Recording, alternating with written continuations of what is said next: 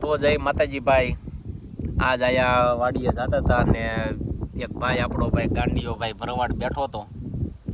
તો આયા વાતો કરતા હતા ભાઈ, હું એને કરતા હતા. પણ ગાંડીયો ભાઈ એમ કહે છે કે વરસાદ આવતો નથી ભાઈ, આ ઢોરને હવે કયા લઈને જવા, કઈ લીલું કઈ રહ્યું નથી ભાઈ. પડામાં જો ચારે બાજુ કોરા પડ્યા છે, એટલે એમ કહેવાય કે ભાઈ ઢોરને તણખલું ખાવાનું નથી ભાઈ, બરોબર ને?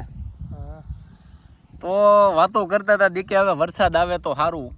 એટલે કહેવાનું એમ કે ભાઈ ખેડૂને એને જેટલી જરૂર છે તો એ એટલી જરૂર આ ભાઈ માલધારીઓને છે. કે અત્યારે જો એને નાનો એવો કેરો કાકથી મેળ્યો હોય છે, પૈસાનો લઈને આયા જો આયા નાખ્યો છે, અને એમ કહેવાય ને કે ઢોર ખાય છે. હમણાં તમને બતાવું તો ભાઈ હવે કે ખેડૂને એને જેટલી જરૂર છે, આ માલધારીઓને એને પણ એટલી જ જરૂર છે ભાઈ. જો કે વરસાદની બધાને એટલી જરૂર છે. તો હવે મારા નાથને દ્વારકાવાળાને કહેવી કે ભાઈ હવે વરસાદ મોકલો અને આ ધરતીને લીલુડી કરો ભાઈ. કારણ કે ભાઈ બધું કોરે કોરું પડ્યું છે, અને ભાઈ આ ધરતી લીલુડી થાય, બધે ખડ થાય, નાતે થાય, અને એમ કહેવાય ને કે ભાઈ ઢોર સરતા રહે ને ધરાઈને જાય. હમણાં એ કહેતો હતો કે ભાઈ 4 દીથા ઢોર ભૂખ્યા જાય છે ઘેરે, પણ ભૂખ્યા જાય છે તોય એમ કે ભાઈ સાંજે દોવા બેહે તોય એની રીતે જે દૂધ કરે ભાઈ, દૂધ કરે છે. અને એમ કહેવાય ને કે ભાઈ આ બધા એનું માલધારી લોકોનું ભરણ પોષણ પોતે આ ગાવું કરતી હોય છે.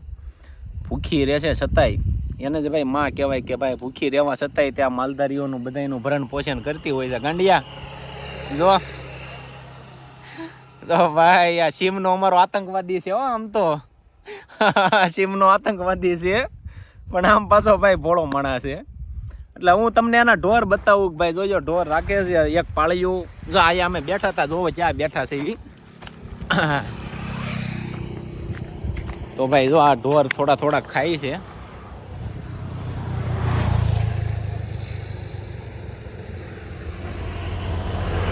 બસ હવે એ જાય ભાઈ,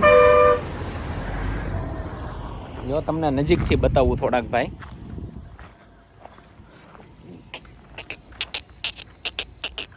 તો ભાઈ આ ઢોર છે એમ કહેવાય ખામે તો થોડું થોડુંક નાખ્યું છે, એ ભાઈ ખાય છે.